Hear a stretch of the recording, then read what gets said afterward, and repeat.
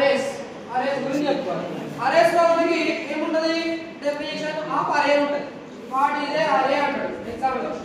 Define అరే, direct question. Define అరే ఇట్లా ఉంటుంది. వాట్ ఈజ్ అరే? మీకు అయిందా? మీకు స్టార్ట్ కదా చేసుకోవాలి కాలేదు సార్. మీకు కావాలంటే ఉంటుంది. వాట్ ఈజ్ అరే? అరే is a homogeneous collection of elements. What is అరే? అరే is a collection of homogeneous elements. లేదా అరే is a collection of similar types of elements. Similar types ఉండాలి. మీకు ఇది ఎందుకు అవసరం పడింది? అసలు మనకి వేరియబుల్స్ ఉన్నాయి, మీకు అందరికీ తెలుసు. ఏంటి అవి? వేరియబుల్స్ ఉన్నాయి. ఇంట్ ఏ బి సి డి ఇట్లా రాసుకుంటాం. ఇవి 4 ఉన్నాయి. ఈ 4 ఏ టైప్? 4 కూడా ఇంటీజర్ టైప్.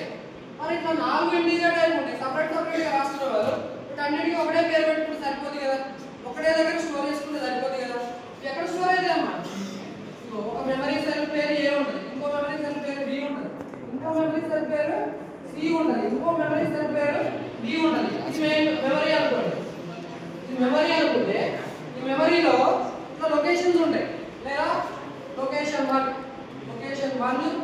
ఇది 1, ఇది లొకేషన్ 2, ఇది లొకేషన్ 3, ఇది లొకేషన్ 4 ఉంటాయి.